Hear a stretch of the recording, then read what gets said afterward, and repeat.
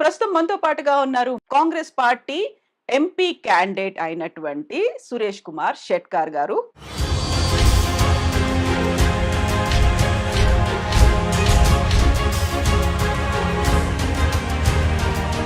పోటీ పడుతున్నటువంటి కాంపిటీషన్ ఉందనుకుంటున్నారా లేదనుకుంటున్నారా? ఎట్లా అనిపిస్తుంది మీకు? టీఆర్ఎస్ కానీ బీఆర్ఎస్ గెలిచిన బీబీ పాటిల్ గారు సడన్ గా మొన్న 15 రోజుల కిందనే బీఆర్ఎస్ రిజైన్ చేసి బీజేపీలో జాయిన్ అయ్యి మరుదిన టికెట్ తెచ్చుకున్నారు.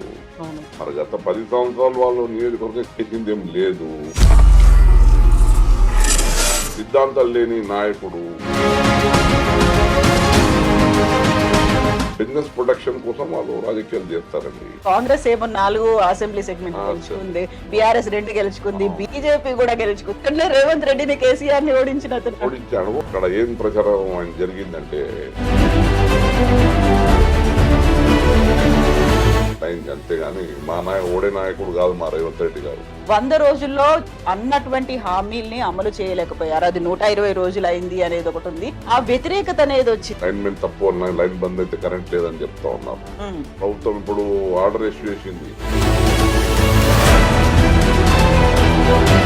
దానికి వచ్చింది బిల్లింపు చేయడం. ఇట్లా బీజేపీ మాత్రం చెప్తోంది అబ్కి పార్ 400 పార్ అనేది. సో అందులో జహీరాబాద్ కూడా స్లోగన్ పెట్టుకుంటున్నారు. నిజంగా ఏముంది? నిజంగా ఎంత మంది ఉద్యోగాలు వచ్చినాయి. కోట్లు మీరు ఇండస్ట్రీస్ కు మాఫ్ చేసినారు, రైతులకు ఏం మాఫ్ చేసినారు? మరి ఉన్నవాడే ఇంకా ఎదుగుతూ ఉన్నాడు, లేనివాడు అక్కడనే ఉన్నాడు. పార్లమెంట్ ఎన్నికల తర్వాత బీజేపీలో జాయిన్ అయిపోతారు తనకున్నటువంటి 20 మంది ఎమ్మెల్యేలను తీసుకొని అనే మాట. బీజేపీకి ఉన్న ఎంతమంది ఎమ్మెల్యేలు?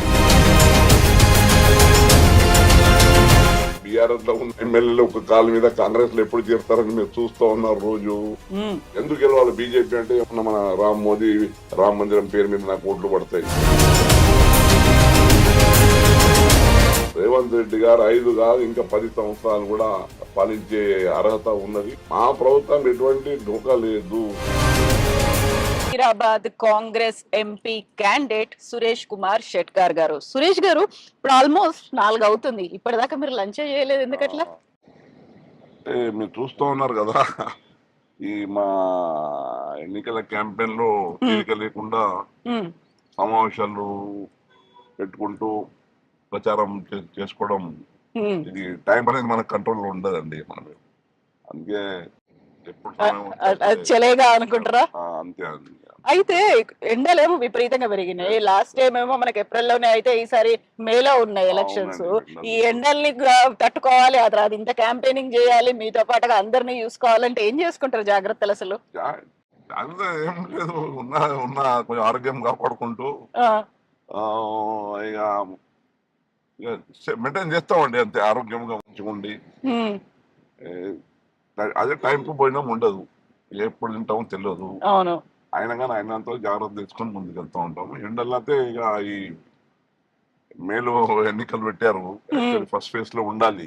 అవును, ఇది అంటే మోదీ గారి సౌకర్యం కోసం ఎన్నికలు. యాక్చువల్లీ మన తెలంగాణ, ఆంధ్రప్రదేశ్ ఎప్పుడు ఫస్ట్ ఫేజ్ లోనే ఎన్నికలు ఉంటుండే. కానీ గతంలో ఎన్నిక 2009 to 14 నేను కంటెస్ట్ చేసి ఎంపీగా గెలిచాను. అప్పుడు మన 14 లో కూడా కంటెస్ట్ చేశాను. అప్పుడు అన్ని ఫస్ట్ ఫేజ్ లో ఎన్నికలు ఉండే.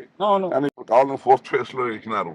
అంటే మోదీ ప్రత్యేక దృష్టి పెట్టాలి తెలంగాణ మీద అన్న ఉద్దేశంతో అనుకుంటున్నాను నేను. సో ప్రత్యేక దృష్టి అంటే ఇప్పటికి 4 పార్లమెంటు సీట్లు ఉన్నాయి. 4ని కాస్త మేము 12 చేస్తాం, ఇంకొంచెం కష్టపడతాయి 14 వస్తాయని అమిత్ షా చెప్తున్నారు. అదే గైడెన్స్, దిశానిర్దేశాలు చేస్తున్నారు బీజేపీ క్యాడర్ కి. చేస్తున్నారు కానీ బీజేపీ చేసింది ఏం లేదండి రాష్ట్రానికి. నిజంగా తెలంగాణ పోరాటంలో కూడా బీజేపీ పెద్ద సహకారం లేదు. ఆ రోజు మేము పార్లమెంట్ సభ్యులుగా ఉన్నప్పుడు కూడా సుష్మా స్వరాజ్ గారు ఒకరి పొద్దులంతో వాళ్ళు సహకరించినారు తప్ప ఎల్కే అద్వానీ ముఖ్య నాయకులంతా అవసరం లేదని కూడా చెప్పారు మా ముంగట్నే. ఆయన తెలంగాణకి ప్రత్యేకమైన ఏమి గత 10 సంవత్సరాలు ఏమి ఇచ్చారనేది ఎక్కడ కూడా కనిపిస్తలేదు బీజేపీ వాళ్ళకి. మరి వారు అన్ని మోదీ గ్యారంటీ అంటున్నారు. మోదీ గ్యారంటీ ప్రత్యేకంగా 15 లక్షలు మీరు బ్లాక్ మనీ తెచ్చి నేను మీ బ్యాంక్ ఖాతాలో ఇస్తా అన్నారు 10 సంవత్సరాల కిందని మాట. సంవత్సరానికి 2 కోట్ల ఉద్యోగాలు అన్నారు. మరి రైతులకు డబుల్ రిటర్న్ ఆదాయం చేస్తామన్నారు. మరి ఎక్కడ కూడా లేవు. మరి ఉద్యోగులు నిరుద్యోగులుగా మిగిలినారు. ఇప్పుడు సెంట్రల్ గవర్నమెంట్ 30 లక్షల ఉద్యోగాలు రెడీగా ఉన్నాయి. ఎందుకు రిక్రూట్ చేస్తలేరు మీరు సెంట్రల్ గవర్నమెంట్ లో? 2 కోట్ల ఉద్యోగాలు అయితే పోని తర్వాత మాట. మరి ఈ విధంగా మోదీ గారు మన ఎక్కడ టీవీలో అయినా మోదీ గ్యారెంటీ అంటున్నారు. నాకు అర్థం అవును, అవుతలేదు. సరికొత్తగా వచ్చినటువంటి బీజేపీ మేనిఫెస్టో కూడా మోదీ గ్యారెంటీ గ్యారెంటీ ఏం గ్యారెంటీ మీది? నాకైతే అర్థం కాలేదండి ఇది. మీరు ఏం గ్యారెంటీ ఇస్తున్నారు? 50 రూపాయల డీజిల్ మీద 100 రూపాయలు చేయడం గ్యారెంటీయా? 60 రూపాయల పెట్రోల్ 110 రూపాయలు చేసిన గ్యారెంటీయా? సిలిండర్ 400 అప్పుడు మేము ఉన్నప్పుడు 400 సిలిండర్ 1200 చేసిన గ్యారెంటీయా? అంటే ఏ విషయంలో మీరు గ్యారెంటీ అనేది? ఫుడ్ సెక్యూరిటీ యాక్ట్ తెచ్చింది మేమే. ఇప్పుడు కంపల్సరీ అందరికి వచ్చే ఇప్పుడు 1 రూపీ అన్నాం, ఇప్పుడు ఇది కదా ఫ్రీగా ఇచ్చే కార్యక్రమం ఉంది. ఇక ఎంప్లాయ్మెంట్ గ్యారెంటీ అంటే రూరల్ దీంట్లో నరేగా తెచ్చింది కూడా కాంగ్రెస్ పార్టీ. మేము ఎంపీ ఉన్నప్పుడే పాస్ చేసిన బిల్లే. అంటే ఇవన్నీ తెచ్చింది. రైట్ టు ఎడ్యుకేషన్ బిల్ కూడా మేమే తేవడం జరిగింది విద్యారంగంలో. అంటే ఏ విధంగా మీరు చేసినారనేది నాకైతే అర్థం కాదు మోదీ గ్యారెంటీ అని. సామాన్య ప్రజలకు మోదీ గ్యారెంటీ వల్ల ఎటువంటి లాభం చేకూరలేదని నేను చెప్తున్నాను. అదే ఇక బీఆర్ఎస్ అయితే మీకు తెలిసిందంటే మరి తెలంగాణ వచ్చిన తర్వాత కుటుంబ పాలన జరిగింది. చూస్తూ ఉన్నారు. అవినీతి పాలన జరిగింది. వాళ్ళు దుర్యోగం కూడా విపరీతంగా జరిగింది. ఇప్పుడు అన్ని విషయాలు బయటపడతా ఉన్నాయి. ఈ 2 పార్టీలు కూడా తెలంగాణ రాష్ట్రం చేసింది ఏం లేదు. ఇప్పుడు మా రేవంత్ రెడ్డి గారి ఆధ్వర్యంలో డైనామిక్ గా ఒక డైరెక్షన్ తో మన రాష్ట్ర పురోగతి జరుగుతా ఉంది. ఒక విజన్ తో వెళ్తా ఉన్నారు వారు. మా 6 గ్యారెంటీ స్కీమ్ లో కూడా ఇప్పుడు 5 ఇంప్లిమెంట్ లో స్టార్ట్ అయినాయి. అవి అంటే ఇంకా 5 సంవత్సరాలు మేము చేసేది ఉంది. ఇంకా ఆ రోజు కూడా మొదలవుతుంది. ఈ మరి అతి తక్కువ సమయంలోనే ఇంత పెద్ద రుణమాఫీ కూడా భవిష్యత్తు చేయబోతున్నాం మేము. అంటే ఈ అన్ని ఆర్థిక పరిస్థితులు సరిదిద్దుకుని రుణమాఫీ చేసే కార్యక్రమం కూడా పెద్ద ఎత్తున ముందు ఫ్యూచర్ లో చేయబోతున్నాము. రైతు బంధు కూడా 15 మాట ఇచ్చిన ప్రకారం మన 15,000 ఎకరానికి చేస్తాము. ఇప్పుడు ఉన్న మొత్తం రైతు బంధు ఆల్మోస్ట్ 90% రైతులకు అందింది ఈసారి. ఎన్ని ఆర్థిక పరిస్థితులు ఇబ్బంది ఉన్నా రేవంత్ రెడ్డి గారి ప్రభుత్వం ఇచ్చిన ప్రామిసెస్ కు నిలబెట్టుకుంటూ వెళ్తాం. మండిపోతున్నటువంటి ఎండలు, దాంతో పోటీ పడుతున్నటువంటి కాంపిటీషన్ ఉందనుకుంటున్నారా లేదనుకుంటున్నారా? ఎట్లా అనిపిస్తుంది మీకు? అంటే ఇప్పుడు ముందంజలో ఉన్నాం మేము. ఇక్కడ బీఆర్ఎస్ గాని బీజేపీ గాని ఇప్పుడు మొన్నటి వరకు 2 పర్యాయాలు టిఆర్ఎస్ గా గానీ బీఆర్ఎస్ గెలిచిన బీబీ పాటిల్ గారు మరి సడన్ గా మొన్న 15 రోజుల కిందనే బీఆర్ఎస్ కు రిజైన్ చేసి బీజేపీలో జాయిన్ అయ్యి మరుదినమే టికెట్ తెచ్చుకున్నారు. మరి గత 10 సంవత్సరాలు వాళ్ళు నియోజకవర్గం చేసింది ఏం లేదు. మళ్ళీ ఇప్పుడు బీజేపీ సిద్ధాంతాలు లేని నాయకుడు, ఒక బిజినెస్ మ్యాన్, వాళ్ళ బిజినెస్ ప్రొటెక్షన్ కోసం వాళ్ళు రాజకీయాలు చేస్తారండి. మేము రాజకీయం అనేది మా రక్తంలో, అంటే మేము సేవాభావంతో మా రాజకీయాలు మాయి. అంటే ఏదన్నా పార్టీ కమిట్మెంట్ తోని ఒక సిద్ధాంత పరంగా రాజకీయాలు. ఇప్పుడు ముందు నుంచి మా తాతన గాని మా నాన్నగారు కానీ శివరావు శెట్కర్ కానీ కాంగ్రెస్ పార్టీ సిద్ధాంతపరమైన పార్టీ, ఒక సెక్యులర్ పార్టీగా మా పెద్దలు ఫాలో చేసుకుంటూ వచ్చారు. ఓడినా గెలిచినా అధికారం ఉన్నా లేకున్నా ఆ సిద్ధాంతాలకు కట్టుబడి మేము ప్రజా జీవితంలో ఉన్నాము. ఎస్.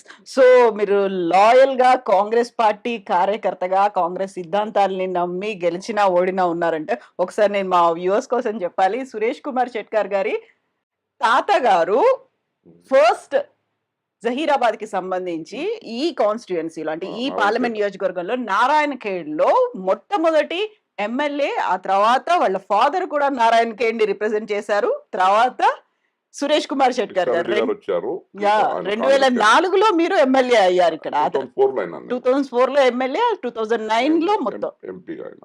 సో యూజువల్ గా ఎవరైనా ఉంటే ఇంత లాయల్ గా అదే పార్టీలో కంటిన్యూ అవడం అనేది జనరేషన్స్. ఎందుకని కాంగ్రెస్ పార్టీ అంటే అంత నచ్చింది మీకు? అంటే మా పెద్దలతో చూశాను. మా నాన్న, మా తాతగారు వారు చేసిన సేవాభావము, commitment to the people, how to develop our area. ముందు చాలా బ్యాక్వర్డ్ ఏరియా ఉండేది. ఇప్పుడు మనకు కనిపిస్తోంది మా నారాయణఖేడ్ కొంచెం ముందంజలో. కానీ అన్ని వెనకటికి చూస్తుంటే చిన్నప్పటి నుంచి వారు కమిట్మెంట్ తో పని చేసుకుంటూ వచ్చారు. మాకు కూడా సేమ్ వారి ఆదర్శంగా వాళ్ళు ఏ విధంగా పని చేసినారో మేము కూడా చేయాలని చిన్నప్పటి నుంచి ఆ మనసు మాకు వచ్చేసింది అది. ఆలోచన ఇది ఇక రాజకీయంగా మారి అడుగు జాడలు నడుచుకుంటూ వచ్చాము. సో మీరు 2004లో నారాయణ ఖేడ్ ఎమ్మెల్యే, 2009లో జహీరాబాద్ ఎంపీ, ఆ తర్వాత 2 సార్లు ఓడిపోయారు. మొన్న మాత్రం 2023లో కాంగ్రెస్ పార్టీ మీకు నారాయణ ఖేడ్ టికెట్ ఇచ్చినప్పటికి కూడా అది వద్దని చెప్పారు. నేను ఎంపీగానే కంటెస్ట్ అవును. చేస్తానన్నారు. అవును. ఎందుకని? అంటే ఇక్కడ ఇప్పుడు మా సంజీవ్ రెడ్డి గారు ఇప్పుడు శాసనసభ్యుడిగా శాసనసభ్యులు. ఉన్నాడు. ఆయన కూడా గతంలో ఇట్లనే పోటీ పడి మళ్ళా పార్టీకి ఇబ్బంది అయింది. మళ్ళీ ఈసారి కూడా మళ్ళీ పోటీ పడే అవకాశాలు మళ్ళా కోఆపరేషన్ ఎక్కడ ఉండదో అని. నామినేషన్ వేసినాడు. ఆ! అలా ఏదో మా నారాయణఖేడ్ ముందు కొంచెం కొంచెం ఫ్యాక్షన్ టైప్ పాలిటిక్స్ ఇది. హ్మ్. ఏదో కొన్ని ఓట్లలో పోయినా కానీ ఇబ్బంది అవుతుంది. అట్లా ఉన్నాయి నేనే పెద్ద మనం చేసి నీవే ఎమ్మెల్యే కదా అవసరం ఉంటే నేను పార్లమెంట్ వెళ్తానని మన మా హైకమాండ్ కూడా ఒప్పించి చేసి మరి నా వచ్చిన టికెట్ కూడా ఆయనకు ఇప్పించి మళ్ళీ ఈరోజు ఆయనకు ఎమ్మెల్యే చేసినాం. ఇక పార్టీ హైకమాండ్ కూడా ఎప్పుడు కూడా మా అర్థం లాయల్టీకి వాళ్ళు చేసుకున్నారు. హ్మ్. గుర్తించారు. ఈరోజు మళ్ళీ నాకు పార్లమెంట్‌కి అవకాశం ఇవ్వడం జరిగింది. మరి ఇక ప్రచారంలో ఉన్నాం. సో, మీకు కనుక టికెట్ ఇస్తే మీకు కోఆపరేట్ చెయ్యను అని సంజీవ్ రెడ్డి గారు చెప్పారు. అయినప్పటికి కూడా మీరు ఆయనకి టికెట్ ఇచ్చారు. మీ టికెట్ ఆయనకిచ్చేసి ఆయన గెలిపించుకున్నారు. మరి మీరు ఇప్పుడు ఎంపీగా కంటెస్ట్ చేస్తున్నారు. ఆయన దగ్గర నుంచి మీ కోఆపరేషన్ ఎట్లుంది? ఆయన కూడా ఇప్పుడు సంజయ్ రెడ్డి గారు కూడా ఇప్పుడే మీరు చూశారు కదా! అందరూ కూడా వారు కూడా మంచి పూర్తి సహకారం అందిస్తా ఉన్నారు. హ్మ్. ఇక్కడ నారాయణఖేడే కాదు నా మా జహీరాబాద్ నియోజకవర్గంలో 7 హ్మ్. అసెంబ్లీ నియోజకవర్గాలున్నాయి. హ్మ్. దాంట్లో 4 ఎమ్మెల్యేస్ ఉన్నారు. 7లో ఒక అవును. ఇప్పుడు మా ఇన్ఛార్జిగా దామోదర్ రాజనరసింహ గారు హెల్త్ మినిస్టర్ అవును. వారు మా మిత్రులే. వారు ఇన్ఛార్జిగా ఇప్పుడు వ్యవహరిస్తున్నారు. వారు కూడా సహకారం ఉంది. మదన్ మోహన్ రావు అక్కడ ఎల్లారెడ్డి ఎమ్మెల్యే అవును. ఉన్నారు. వారి సహకారం ఉంది. వారు కూడా కష్టపడుతున్నారు బాగా అక్కడ నియోజకవర్గంలో. లక్ష్మీకాంతరావు జూకల్‌లో ఉన్నాడు. వారు కూడా బాగానే కష్టపడి నా గెలుపు కృషి చేస్తున్నారు. ఇక్కడ సంజీవ్ రెడ్డి గారు కూడా చేస్తున్నారు. ఇది నా హ్మ్. నేటివ్ అది. హ్మ్. Narayankhed is my native. అవును. ఇక ఆయన కూడా ఇప్పుడే మా మీటింగ్‌లో చూసినారు కదా! మేము అవును. అప్పుడు రామలక్ష్మణుల్లాగా మిమ్మల్ని వారు కూడా అభివర్ణిస్తున్నారు. పెద్ద ఎత్తున ఈరోజు జాయినింగ్స్ ట్రైబల్స్ ఇప్పుడు మా లంబాడ, బంజారా, బాయలు హ్మ్. చాలా మంది యువకులు కలిశారు. అంటే ఇక్కడ సహకరిస్తున్నారు. ఇక్కడ బాన్స్వాడలో రవీందర్ రెడ్డి గారు మన ఎక్స్ ఎమ్మెల్యే గారు ఉన్నారు. హ్మ్. వారు కూడా బాగా కష్టపడుతున్నారు నా మెజార్టీ కోసం. హ్మ్. షబ్బీర్ అలీ గారు అక్కడ కామారెడ్డి. షబ్బీర్ అలీ గారు కూడా నా కోసం నా విజయం కోసం అక్కడ కృషి చేస్తున్నారు. ఇక్కడ చంద్రశేఖరరావు గారు జైరాబాద్ అక్కడ కూడా ఆయన కూడా మాజీ మంత్రి. ఆయన అక్కడ ఓడిపోవడం జరిగింది. యాక్చువల్లీ జైరాబాద్ హ్మ్. Strong hold of Congress. కానీ అక్కడ దీంట్లో ఇదైంది. కానీ ఇప్పుడు అందరూ కలిసి పనిచేస్తున్నారండి. సో, ఇప్పుడు జహీరాబాద్ పార్లమెంట్ నియోజకవర్గంలో 7 అసెంబ్లీ సెగ్మెంట్లుంటే, హ్మ్. డిఫరెంట్ పార్టీలకి ఇందులో స్టేక్ ఉంది. కాంగ్రెస్ ఏమో 4 అసెంబ్లీ సెగ్మెంట్లు అసెంబ్లీ. గెలుచుకుంది. అవును. బీఆర్ఎస్ 2 గెలుచుకుంది. అవును. బీజేపీ గూడా గెలుచుకుంది. అక్కడ ఇది రేవంత్ ఒక్కటండి అది అది కామారెడ్డి. కామారెడ్డి అంటే ఆ! అక్కడనే రేవంత్ రెడ్డిని, కేసీఆర్‌ని ఓడించినతను. ఓడించాడు. ఆ మాట వేరే. కానీ ఆ! ఇప్పుడు పరిస్థితులు మారినాయి. అప్పుడు ఆయన చలో ఆ టైంలో నేటివిటీ అనే ఫీలింగ్ తెచ్చాడని హ్మ్. విన్నాను నేను. హ్మ్. ఇద్దరు కూడా గెలిచినా ఉండరు, పోతారు. అవును గదా! డబల్ ఇద్దరు డబల్ స్థానికులు గాదు. వాళ్ళు అక్కడ ఏం ప్రచారం ఆయన జరిగిందంటే కేసీఆర్ కూడా రెండో సీట్ పోటీ చేస్తా ఉన్నాడు. మా రేవంత్ రెడ్డి గారు రెండో సీట్ పోటీ చేస్తున్నారు. ఏదంటే కేసీఆర్ కూడా ఓడాలని మా రేవంత్ రెడ్డి గారు హైకమాండ్ ఆదేశాలతోనొచ్చారు. కానీ అక్కడ లోకల్ వాళ్ళు ఏమనుకున్నారు ఇద్దరు గెలిచినా మళ్ళీ వెళ్ళిపోతారు. ఎవరైనా గాని కామారెడ్డిలో ఉండరు. కామారెడ్డిలో ఉండరు మళ్ళీ వీళ్ళు రిజైన్ చేసి మళ్ళీ ఆల్రెడీ ఫస్ట్ కాన్స్టిట్యూన్సీ వాళ్ళకు ఉంది ఇక్కడ హ్మ్. మా రేవంత్ రెడ్డి కొడంగల్ ఉంది. అవును. అట్లా అని ఆ ఆ భావంతో అక్కడ నేటివ్ లో ఉంటే ఈయన గెలిపిస్తారు అట్లా వచ్చింది అని విన్నాను నేను. హ్మ్. ఎందుకంటే నా పార్లమెంట్ లో ఉంది. యాహ్! ఆ విధంగా అట్లా అయింది అంతేగాని మా ఓడే నాయకుడు కాదు మా రేవంత్ రెడ్డి గారు. ఆయన ఆయన నా పేరు మీద ఈరోజు రాష్ట్ర గవర్నమెంట్ హ్మ్. నూతన గవర్నమెంట్ మరి రేవంత్ రెడ్డి నాయకత్వంలో ఇంత పెద్ద మ్యాండేట్ మనకొచ్చింది అంతే. అయితే ఇక్కడ గెలిచినటువంటి 4 అసెంబ్లీ సెగ్మెంట్‌లు కూడా హ్మ్. అంత భారీ మెజారిటీతో రాలేదు. కొద్ది మెజారిటీతోనే యెస్. కాంగ్రెస్ గెలుచుకుంది. మరి ఈ 5 నెలల్లో హ్మ్. పరిస్థితి ఎట్లుందనుకుంటున్నారు మీరు? ఇప్పుడు పరిస్థితి ఇంకా మెరుగైతా ఉందండి. హ్మ్. ఇప్పుడు మా జహీరాబాద్‌లో గూడా మెజారిటీ ఇప్పుడు యాక్చువల్లీ జనాభా కాంగ్రెస్ కంచుకోటది. అవును. అక్కడ పెద్ద ఎత్తున మైనారిటీస్ ఉన్నారు. హ్మ్. దళిత్స్ ఉన్నారు. వాళ్ళ 2 బ్యాంకే 1,10,20,000 ఓట్లు ఉంది అక్కడ. ఉమ్, మరి మిగతా కమ్యూనిటీ మా రెడ్డిస్ ఉన్నారు, మా లింగాయత్ కమిటీ, నేను లింగాయత్ కమిటీ బీసీలో తెచ్చిన ఘనత మేము లింగాయత్ బీసీలో కూడా ఇంక్లూడ్ చేయించాను నేను ఎమ్మెల్యే ఉమ్, ఉన్నప్పుడు, ఉమ్, రాజశేఖర రెడ్డి గారు ఉన్నప్పుడు కాంగ్రెస్. మొన్న బీసీ ఫైనాన్స్ కార్పొరేషన్ కూడా, లింగాయత్ ఫైనాన్స్ కార్పొరేషన్ కూడా తెచ్చాను. మరి మిగతా ఇప్పుడు మున్నూరు కాపు ఉంది, ఉమ్, గుల్ల కుర్మా ఉంది, మరి ముత్తరాజ్ ఉంది. ఉమ్. ఇవన్నీ కూడా ఇప్పుడు అన్ని కార్పొరేషన్ చేసినాం, వాళ్ళకి అంత న్యాయం చేసినాం మన ప్రభుత్వంలో, వాళ్ళు జీవో ఇష్యూ చేసి. వాళ్ళకందరికీ చెప్తా ఉన్నాం మేము, తప్పకుండా ఆ మార్పు ఉంది. జైరాబాద్లో ఒక మంచి మెజార్టీ సాధిస్తాం. అయితే ఈ 5 నెలల కాలంలో మార్పొచ్చింది. లేకుంటే కాంగ్రెస్ ప్రభుత్వం చేసినటువంటి అభివృద్ధి పనులని ప్రజలు చూస్తారని చెప్పినప్పుడు కూడా 100 రోజుల్లో అన్నటువంటి హామీల్ని అమలు చేయలేకపోయారు. అది 120 రోజులయింది అనేదొకటుంది. ఆ తర్వాత ఆ వ్యతిరేకత అనేదొచ్చింది. ఒకవైపేమో కరెంట్ ప్రాపర్‌గా ఇవ్వట్లేదు. నీళ్లు బంద్ చేశారు. రైతు రుణమాఫీ ఇలాంటివన్నీ ఏవి కావట్లేదు. ఏం లేదు అండి, కావాలని ఏదో ఒక దగ్గర లైన్ మెన్ తప్పు ఉన్నాయి, లైన్ బంద్ అయితే కరెంట్ లేదని చెప్తా ఉన్నారు. హ్మ్. ఆల్రెడీగా ప్రభుత్వం ఇప్పుడు ఆర్డర్ ఇష్యూ చేసింది. ఏదైనా ఒక లైన్ మ్యాన్ ముందు కట్ చేసే ముందు వాళ్ళకి చెప్పి కట్ చేయాలి, లేకపోతే ఆ లైన్ మ్యాన్ కానీ అక్కడ సంబంధిత అధికారి బాధ్యత. హ్మ్. ఇప్పుడు డ్రింకింగ్ వాటర్ లో కూడా ఏదైనా ఒక సమస్య, ఒక పైప్ పలిగింది అనుకోండి, మన కంటి మండలంలోనే ఒక 2-3 రోజులు ఇబ్బంది అయింది. మా కంటి మండలంలో హ్మ్. మన హ్మ్. లైన్ మన పైప్ ఏదో లైన్ పగిలింది. ఆ పైప్ రిపేర్ చేసి చేయడానికి ఒక 2 రోజులు టైం పడుతుంది కదా. దానికి వచ్చింది బిల్లింపు చేయడము. ఇట్లా ఈ విధంగా ఈవెన్ హైదరాబాద్ లో కూడా మీరు చూడండి, హైదరాబాద్ ఏడుంది cutting, no power cutting Hyderabad. Even గ్రామాల్లో కూడా లేదు. ఎక్కడ లోకల్ ఇష్యూస్ తోని ఏమైనా రిపేర్స్ ఉంటేనే కట్స్ అవుతున్నాయి, కానీ ఖచ్చితంగా అటువంటిది ఏం పవర్ కట్స్ కానీ డ్రింకింగ్ వాటర్ దీంట్లో కానీ, ఇప్పుడు డ్రింకింగ్ వాటర్ కొన్ని ఇబ్బంది. కృష్ణా వాటర్ లో మీరు చూస్తూ ఉన్నారు, మొత్తం డెడ్ స్టోరేజ్ అయిపోయింది. హ్మ్. ఏమన్నా మా సింగిల్ వాటర్స్, ఇంకా మా సింగిల్ వాటర్ ఉందండి, ఇంకా 15-20 టీఎంసీ వాటర్ ఉంది. ఇక అదే మా హైదరాబాద్ కు సప్లై చేయడానికి ఉంది. మా మా ప్రాంతం అంతా ఇప్పుడు డిపెండెంట్ ఆన్ సింగూర్ వాటర్ ఉంది. హ్మ్. ఆ నీళ్ళదేమో ఇబ్బంది లేదు మాకు ఇప్పుడు. ఏమైనా ఉంటే కూడా చిన్న చిన్న ఇబ్బందులు మేము అధిగమిస్తున్నాము, అధికారులు చేస్తా ఉన్నారు. హ్మ్. సో, మీ లెక్కను బట్టి ఈసారి 17 పార్లమెంటు స్థానాల్లో కాంగ్రెస్ ఎన్ని గెలుచుకుంటుందనుకుంటున్నారు? గతంలో 3 ఉంటే, ముగ్గురు ఇప్పుడు మా ప్రభుత్వంలో టార్గెట్ అయితే ఉన్నారు. 15 అని చెప్తా ఉన్నాము. హ్మ్. ఆల్రెడీ నిన్న మా కేసీ వేణుగోపాల్ గారు, రేవంత్ రెడ్డి గారు, మా మున్సి మున్సి గారు, వాళ్ళందరూ కూడా అందరు విస్తృత సమావేశం అయింది. 15 ఎట్టి పరిస్థితుల్లో గెలవాలన్నదే మాది ఉంది అండి. హ్మ్. మరి ప్రత్యేకంగా నా నా పార్లమెంట్ సంబంధించి నేను చెప్పుకోనాలి. ఇప్పుడు బీబీ పాటిల్ గారు ఉన్నారు. హ్మ్. ఆయన ఆయన గత 10 సంవత్సరాలు ఎటువంటి అభివృద్ధి కార్యక్రమాలు చేయలేదు. ఇక్కడ విస్తృతంగా ప్రజలతో సత్సంబంధాలు పెట్టుకోలేదు. ఆయన ఏం చేసినా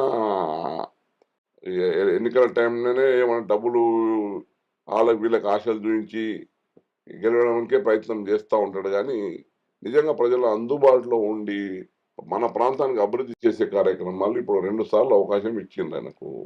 ప్రజలు కూడా ఆయన విషయం తెలుసు ఆయనకి. ఈయనతోని ఏం కాదు అని.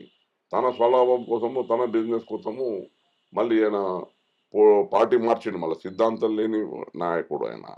ఎట్టి పరిస్థితి గెలవాలి. ఎందుకు గెలవాలి బీజేపీ అంటే, ఏమన్నా మన మోదీ రామ మందిరం పేరు మీద నాకు ఓట్లు పడతాయి, నేను గెలవాలన్న ఉద్దేశంతోనే నిలబడ్డాడు. హ్మ్. హ్మ్.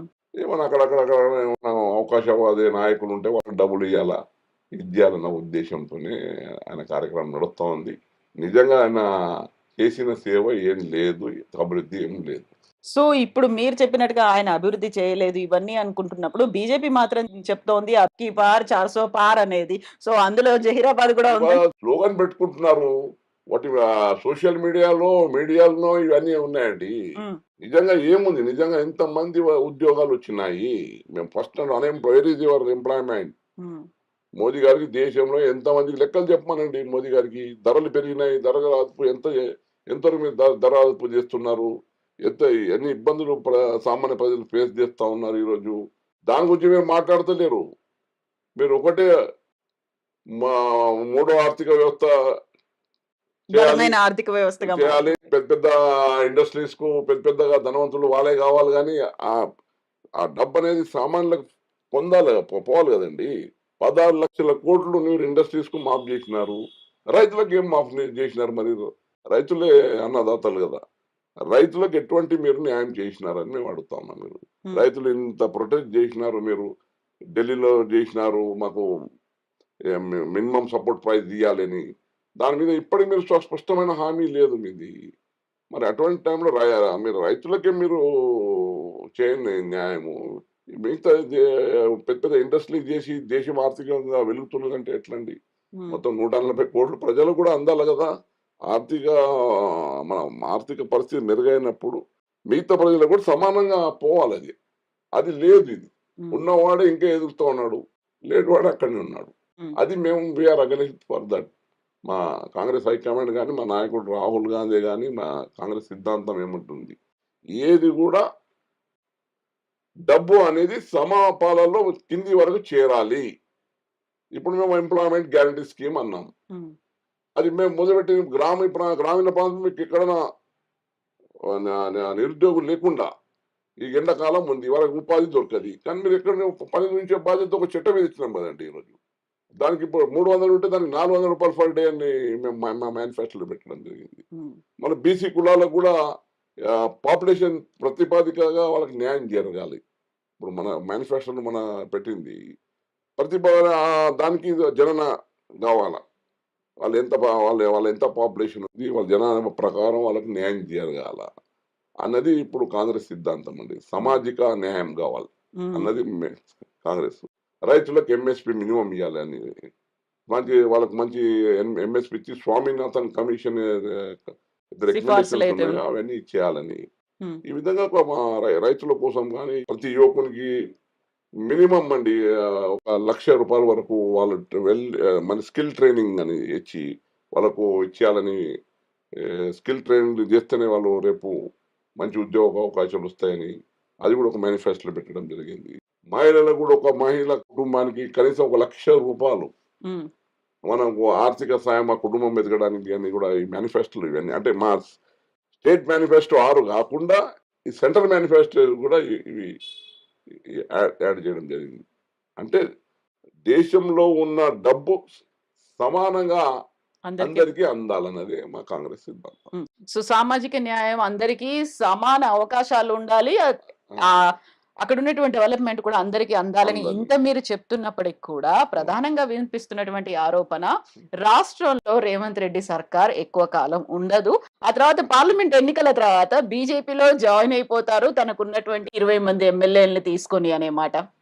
మాట లేదండి. బీజేపీకి ఉన్న ఎంతమంది ఎమ్మెల్యే అండి? 8 మంది ఎమ్మెల్యేసు. హ్మ్.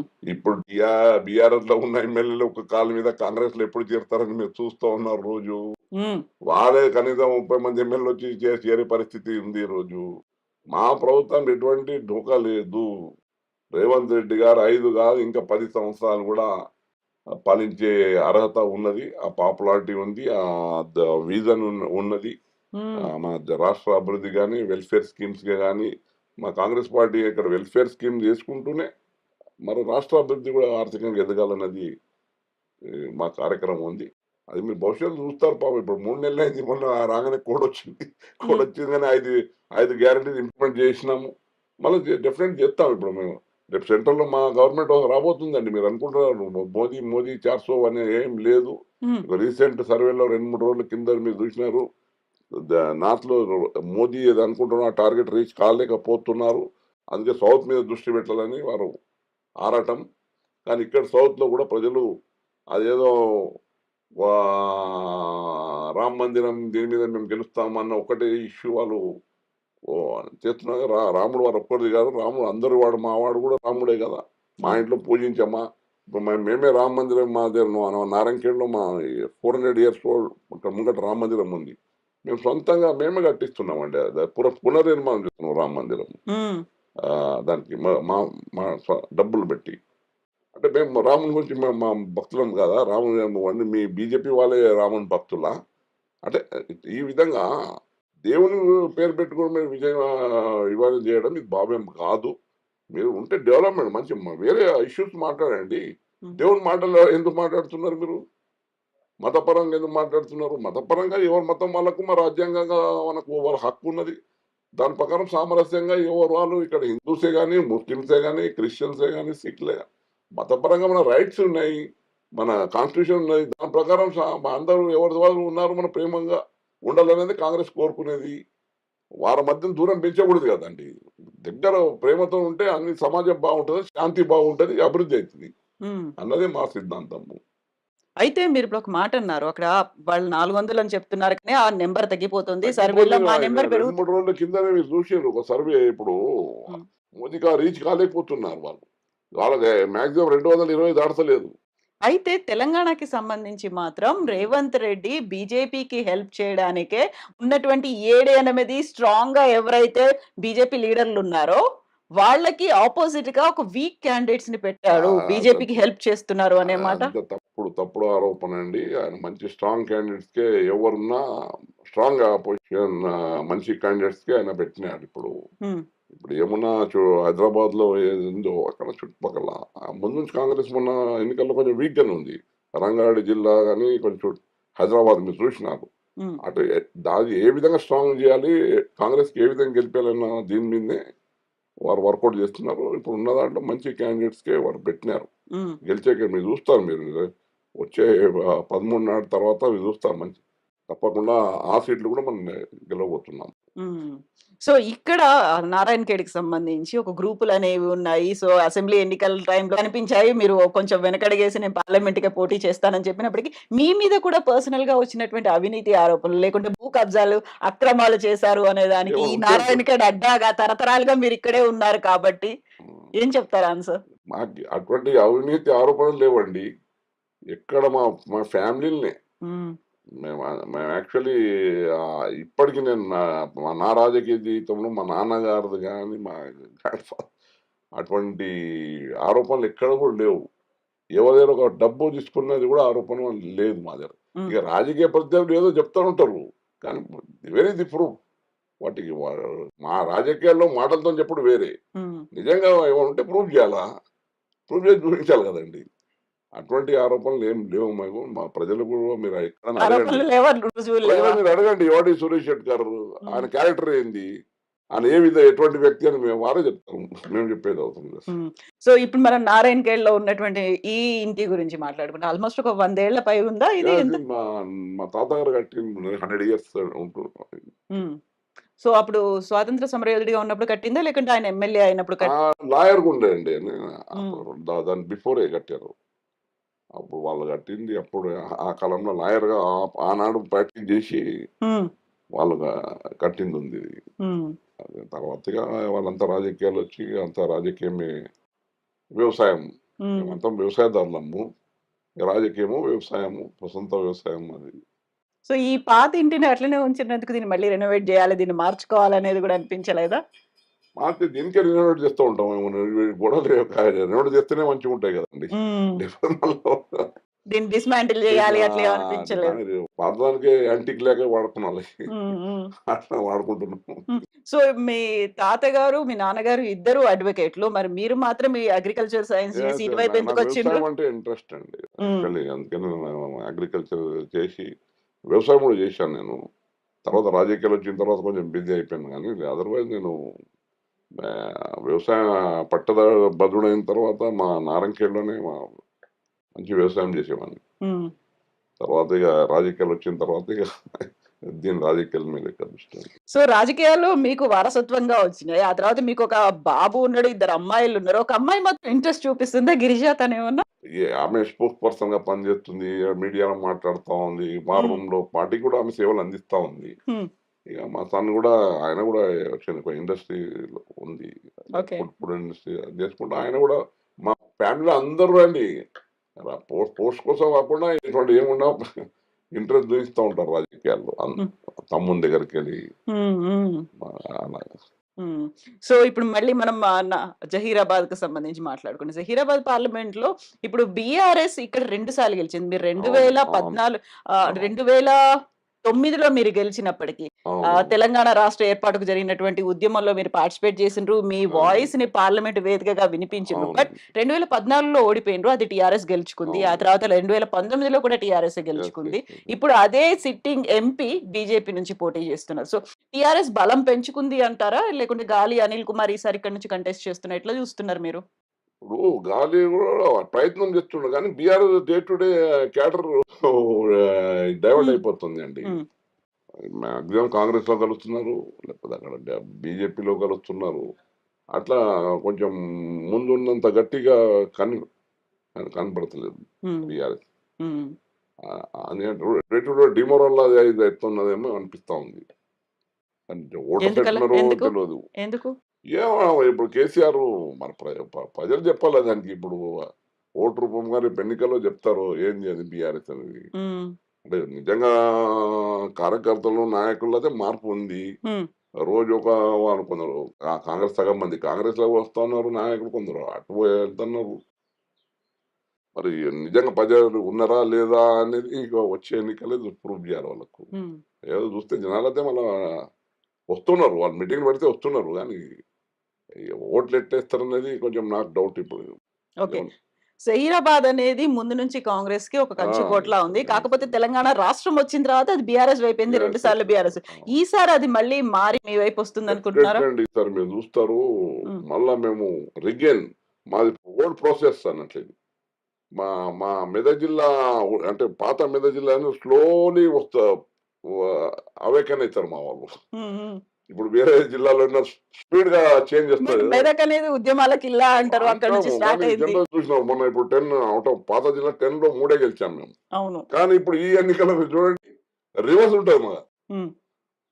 రివర్స్ గా మళ్ళీ టిఆర్ఎస్ లాస్ట్ పోతుంది, ఫస్ట్ లో మన కాంగ్రెస్ ఉంటాం మళ్ళీ. అంటే హ్మ్. మా పాత ఏదైతే మేము కోల్పోయినామో అది ఈ ఎన్నికల్లో రీగెయిన్ అవుతూ రీగైన్ ఉంటది. చేస్తాం అది. హ్మ్. అంటే ఓల్డ్ మా కాంగ్రెస్ ఏది ఉండే అప్పుడు కంచుకోట ఉండే కాంగ్రెస్ ఈ పార్లమెంట్ ఎన్నికల్లో మీరు చూస్తారు. హ్మ్. సో, ఇప్పుడు మెదక్ పార్లమెంట్ నియోజకవర్గం ఎట్లుందనుకుంటున్నారు? అది కూడా చాలా బాగుందండి. నీలం మధు గారు ఆయన కూడా మంచి ముత్ర కమ్యూనిటీకి సంబంధించిన క్యాండిడేట్. బాగా రెస్పాన్స్ వస్తూ ఉంది. మనం చూసినాం గత 3-4 రోజుల నుంచి, వారం రోజులు చూస్తున్నాం ఆయన బాగానే పుంజుకుంటున్నాడు డే టు డే. హ్మ్. అక్కడ ఏమున్నా అక్కడ సిద్దిపేట, గజ్వేలు. గజ్వేల్ అక్కడ అక్కడ కూడా బాగా మంచిగా కార్యక్రమాలు అవుతున్నాయని, మార్పు ఉంది అని అని చెప్తా ఉన్నారు. అది కూడా చాలా అంత ఈజీగా కాదు. కాంగ్రెస్ కూడా నెగ్గే అవకాశాలు ఉన్నాయంటున్నారు. హ్మ్. సో, ఓవరాల్‌గా ఇప్పుడు 17 పార్లమెంటు స్థానాలు తెలంగాణకి హ్మ్. సంబంధించి. అందులో ఎవరెవరికి ఎన్ని నంబర్స్ వస్తాయని అనుకుంటున్నారు మీరు? ఏమైతే మా కాంగ్రెస్ 15 వస్తాయి అనుకుంటున్నాను నేను. 15. 15 వస్తాయండి. హ్మ్. ఆ నమ్మకంతో మేము పనిచేస్తున్నాము. ఓకే. ఆ ఆ! 2 ఎవరికిస్తున్నారు? ఇక ఇక మిగిలిన 2 ఇక ఎవరివి? ఎవరికనేది ఇక జనాలే చెప్పాలండి అది యాక్చువల్లీ. ఓకే. మేమది మా ప్రయత్నము, మా రేవంత్ రెడ్డి గారు, మా హైకమాండ్ దిశ నిర్దేశించింది. హ్మ్. తప్పకుండా ఉంది. మా జైరాబాద్ పార్లమెంట్ కూడా ఇప్పుడు 2 సార్లు ఆయన బీవీ పాటిల్, నేను ఎందుకంటే బీవీ పాటిల్ ఇప్పుడు అయితే డబ్బులతోనే ఆయన. అంటే ఏంటంటే ఒక బిజినెస్ మెన్‌గా డబ్బుల ద్వారా నేను గెలవాలని చూస్తా ఉన్నాడు. మేమేమో ప్రజల ద్వారా గెలవాలంటున్నాం. ప్రజా సేవ ద్వారా చేయాలంటున్నాము. మంచి పనులు చేసి, మా ప్రాంత అభివృద్ధి ద్వారా మంచి పని చేసి గెలవాలని మాది తపన. హ్మ్. మరి తప్పకుండా ప్రజలు అర్థం చేసుకుంటారు. ఆయనకు 2 సార్లు అవకాశం ఇచ్చినా ఏం చేయలేదు, ఏమి చెయ్యడు. ఆయన ఆయన ఆయన సొంత బిజినెస్ కోసమే పనిచేస్తాడనేది ప్రజలకు అర్థమైంది. మన గాలి అనిల్ కుమార్ గూడా స్థానికుడు కాదాయన. ఆయన గాని తెచ్చి నిలబెట్టినారు. ఆయన మెదక్ ప హ్మ్. పడంచేరు అమీన్‌పూర్ వాసి ఆయన. చలో ఆయన ప్రయత్నం ఆయన చేస్తా ఉన్నాడు. కానీ నాకు పూర్తి విశ్వాసం ఉంది. మా జైరాబాద్ ప్రజలు అంటే 7 నియోజకవర్గం ప్రజలు ఎక్కడ జహీరాబాద్ గాని, అందోల్ గాని, నారాయణఖేడ్ గాని, జూకల్ గాని, బాన్స్వాడ గాని, ఎల్లారెడ్డి, కామారెడ్డి వరకు కూడా మాకు తప్పకుండా మంచి మెజారిటీ ఇస్తారని నమ్ముతున్నాను. సో, ఇక్కడ మనం అనివార్యంగా మాట్లాడుకోవాల్సింది ఓటర్లకు సంబంధించి, అందులో కమ్యూనిటీ ఓటర్లకు సంబంధించి. యెస్. మీరు బీబీ పాటిల్ గారు ఇద్దరు సేమ్ కమ్యూనిటీకి యెస్. చెందిన యెస్. వాళ్ళు. అవును. లింగాయత్ కమ్యూనిటీ. అవును. గాలి అనిల్ కుమార్ ఏమో మున్నూరు కాపు మున్నూరు కమ్యూనిటీ. కాపు. ఇక్కడ బీసీ ఓట్లు ఎక్కువున్నాయి అనుకున్నప్పుడు ముగ్గురు సేమ్ అదే బీసీకి సంబంధించి ఉన్నప్పుడు ఎలా అవునండి. ఓట్ డివిజన్ అవుతుందనుకుంటున్నారు? డివిజన్ మెజారిటీ పర్ఫార్మెన్స్ బేస్డ్‌గా ఉంటాయండి. హ్మ్. ఎంపీ ఏం చేసినాడు? నేను చెప్పగలుగుతాను. నేను తెలంగాణ సాధించాను. తెలంగాణ కోసం పోరాడాను నేను. అని నేను నేను చెప్పే శక్తి నాకుంది. హ్మ్.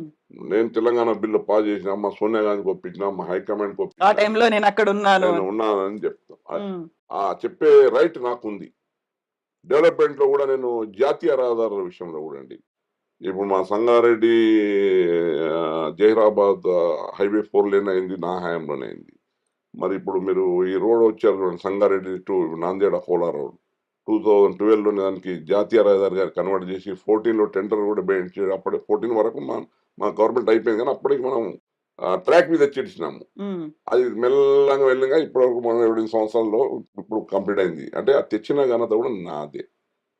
మరి నీమ్స్ ఉమ్, ఇండస్ట్రియల్ మ్యానుఫ్యాక్చరింగ్ జోన్ ఉన్నప్పుడు సెంట్రల్ గవర్నమెంట్ ఉన్నప్పుడు గీతారెడ్డి గారు పరిశ్రమ శాఖ ఉన్నప్పుడు ఇండస్ట్రీస్ కోసం జైరాబాద్లో మరి అది నీమ్ తేవడం జరిగింది. కానీ గత 10 సంవత్సరాల్లో టీఆర్ఎస్ దాని గురించి పట్టించుకోలేదండి. పెద్ద ఇండస్ట్రీస్ రాలేదు. కానీ ఇప్పుడు ఆ ఇండస్ట్రీస్ కోసం కూడా ఒక 5-6 వేల ఎకరాలు ఆల్రెడీ అక్వైర్ అయింది. ఉమ్, వాళ్ళు కొంచెం రైతులు అక్కడక్కడ కొన్ని సమస్యలు ఉన్నాయి. వాళ్ళ మంచి ప్రైజ్ ఇచ్చి కంపెన్సేషన్ ఇచ్చి కొంచెం మంచి పరిశ్రమలు వచ్చే అవకాశాలు ఉన్నాయి. దాంట్లో హుండై పరిశ్రమ కూడా ఒకటి వస్తా ఉంది. దానికి 200 ఎకరాలు అలాట్మెంట్ అయింది. అటువంటి చాలా పెద్ద పెద్ద పరిశ్రమలు వచ్చే అవకాశాలు ఉంది. నేను ఎంపీగా వస్తే మా ప్రభుత్వం ద్వారా మన రేపు సెంట్రల్ గవర్నమెంట్ వస్తే ఇంకా మంచిది. మా ప్రాంత అభివృద్ధికి ఒక ఇండస్ట్రియల్ జోన్గా ఎదగడానికి అవకాశం ఉంటుంది. Thank you so much Suresh Kumar garu. All the best to you అండి. Thank you. Thank you. Thank you.